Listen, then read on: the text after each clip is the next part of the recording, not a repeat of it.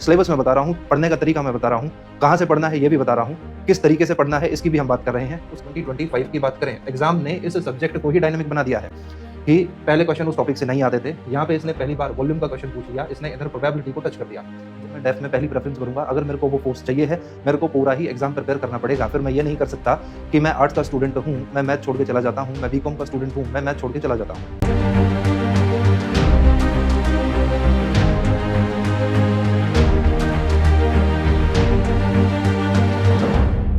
Ladies and gentleman, welcome to the AVKS academy. And आज की इस वीडियो में we will talk about reasoning and aptitude part of CAPF AC paper 1। देखो यार, बातें बहुत ही सिंपल हैं कि अगर हम प्रिपरेशन में घुस चुके हैं तो हमें तैयारी इस तरीके से करनी है कि हमें बार बार प्रिपरेशन ना करनी पड़े। एक एग्जाम की प्रिपरेशन जो साल में एक बार होता है, इट बिकम्स अ फ्रस्ट्रेशन कि हमें दोबारा से अगर उसकी प्रिपरेशन करनी है, क्योंकि we are investing a very lot of time towards this examination. जब हमने इतना टाइम इन्वेस्ट करना है तो एक चीज़ को दिमाग में रखें कि यार मैं कोई भी पोर्शन छोड़ करके नहीं जाऊँगा। जब मैं बात करता हूँ रीजनिंग एंड एप्टीट्यूड की, तो इसके अंदर अगर मैं मिनिमम क्वेश्चंस की बात करूँ तो it will be 15 to 20 questions.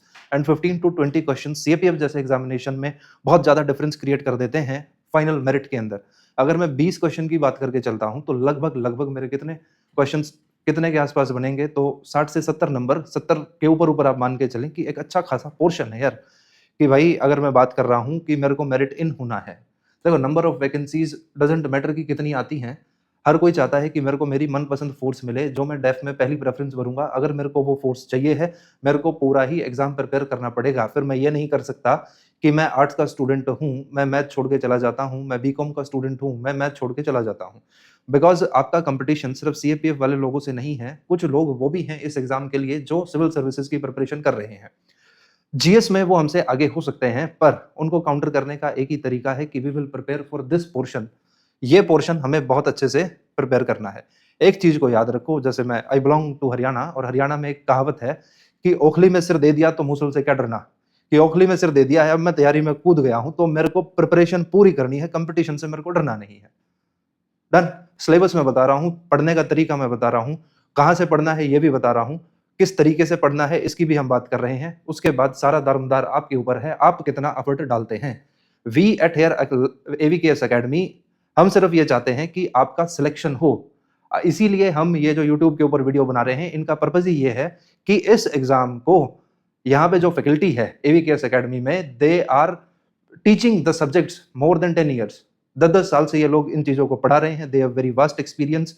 तो आप इन लोगों की बातें जरूर माने। चलिए शुरू करते हैं।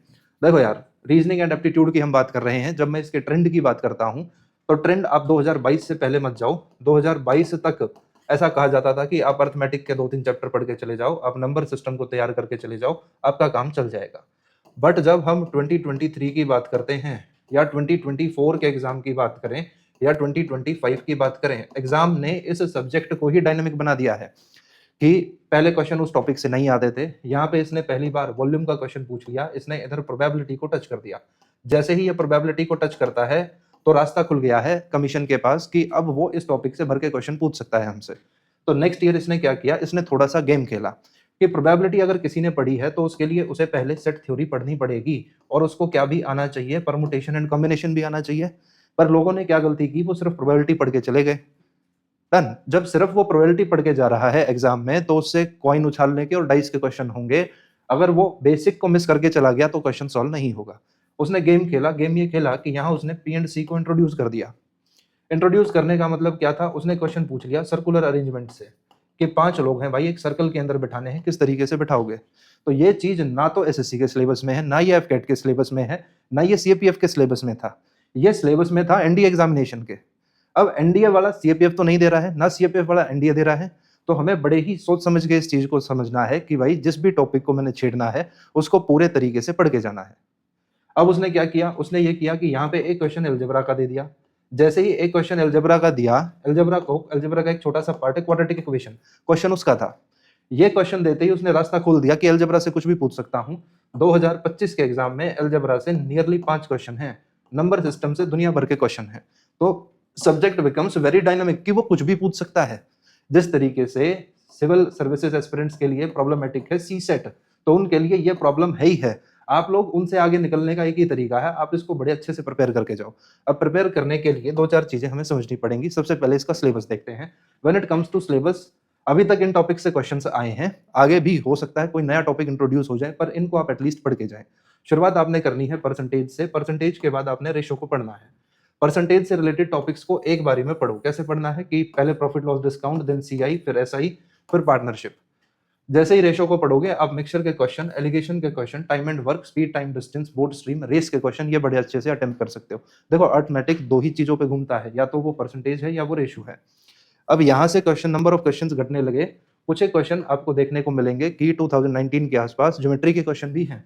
तो ज्योमेट्री को पढ़ना क्यों जरूरी है, तभी हम मेंसुरेशन कर पाएंगे ना यार। जब हमें एरिया एंड पेरीमीटर निकालना है, जस्ट 2D फिगर का पेरीमीटर निकालना है, वो होती क्या है ये तो ज्योमेट्री बता रही है। वहां से हम इधर आएंगे, हम सीधा इधर जंप करेंगे तो दिक्कत की बात है। तो थोड़ा बहुत बेसिक ऑफ ज्योमेट्री आपको आना चाहिए।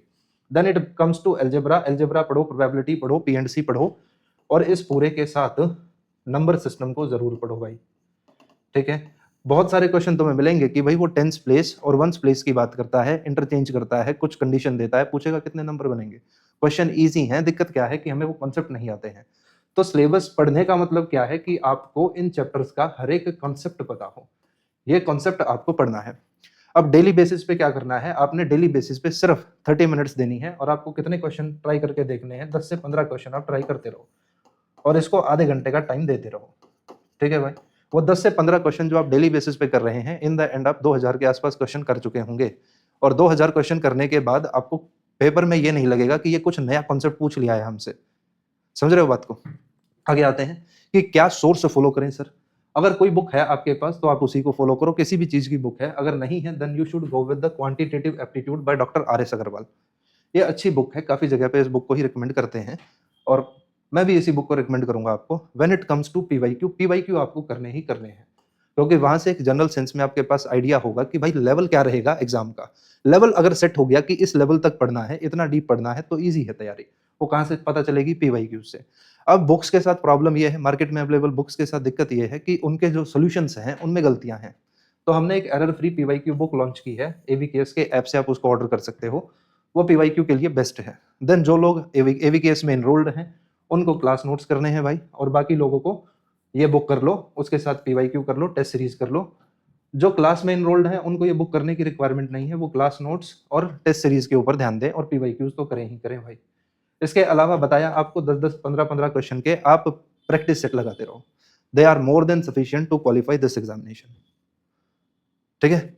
और इसी के साथ यहीं तक हमारी बातचीत रहेगी। नेक्स्ट वीडियो में कुछ बड़ी बातें करेंगे। डन। हम कोशिश करेंगे कि आपको ज्यादा से ज्यादा इस टॉपिक के बारे में, इस सब्जेक्ट के बारे में गाइड कर सकें। इसी के साथ इस वीडियो को समाप्त करते हैं। जय हिंद, जय भारत।